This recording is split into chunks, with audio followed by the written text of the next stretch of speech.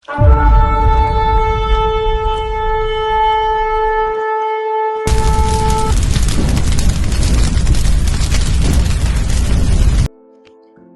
பரிசுத்த நாமம் மையப்படுவதாக. தேவன் நம்மளை ஆசீர்வதித்து பாதுகாத்திருக்கிறார். நாளை கூட வார்த்தை நீதிமொழிகள் 22ஆம் அதிகாரம் 2ஆம் வசனம்.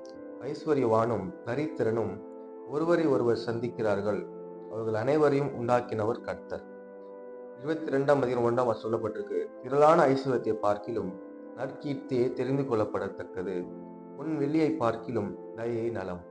வேதத்தில் என்ன சொல்லப்பட்டிருக்குன்னா, ஐஸ்வர்யவானும் தரித்திரரும் 2 பேர் இருக்காங்க. 2 பேரும் ஒருத்தர் சந்திக்கிறாங்களா, ஆனா 2 பேரும் உண்டாக்கினவர் கர்த்தர் தான் அப்படின்னு சொல்லப்பட்டிருக்கு. திரளான ஐஸ்வர்யத்தை பார்க்கிலும், அநேக வசதியை பார்க்கிலும், அநேக ஐஸ்வர்யத்தை பார்க்கிலும் நற்கீர்த்தி அது தெரிந்து கொள்ளப்படத்தக்கது அப்படின்னு சொல்லப்பட்டிருக்கு. இன்னொன்று தயையே பெரியது, பொன் வெள்ளியை பார்க்கிலும், விரும்புற பெரிய பெரிய காரியத்தை விட, பெரிய பெரிய ஐஸ்வர்யத்தை விட பொன் வெள்ளியை பார்க்கிலும் தயை நலம் சொல்லப்பட்டிருக்கு.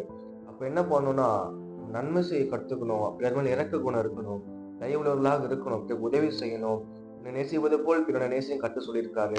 பிறர் நம்ம நேசிக்கணும், அதை விட்டுட்டு நம்ம ஐஸ்வர்யனாக நான் விரும்பணும், ஐஸ்வர்யத்துல சேர்த்து வைக்கணும், பொன்வெளியை சேர்த்து வைக்கணும்னு சொன்னீங்கன்னா, வசனம் சொல்லப்பட்டிருக்கு, பொன்வெளியை பார்க்கிலும் தயை நலம். இதுக்கு நம்ம நன்மை செய்யறது, பிறகு உதவி செய்யறது, தயவா இருக்கிறது, இதுக்கு அன்பு காமிக்கிறது நலம் சொல்லப்பட்டிருக்கு. இருவரையும் கர்த்தர் உண்டாக்கினார். ஐஸ்வர்யவான் தரித்திரர் இருவரும் ஒருவரும் சந்திக்கிறாங்க, எல்லாரும் உண்டாக்கினவர் கர்த்தர் தான். அதனால கர்த்தரோட கரத்துல கர்த்தரோட பிள்ளைகளா இருக்கிறோம்.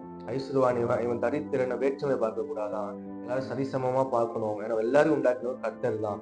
கர்த்தர் நம்மளை ஆசீர்வதிப்பாரு. நம்ம எப்பயும் போல கர்த்தருக்குள்ள இன்னும் அதிகமா நெருங்குவோம், கர்த்தருக்காக பிரகாசிப்போம், கர்த்தரை உயர்த்துவோம், கர்த்தரை மையப்படுவதாக. ஆமென்.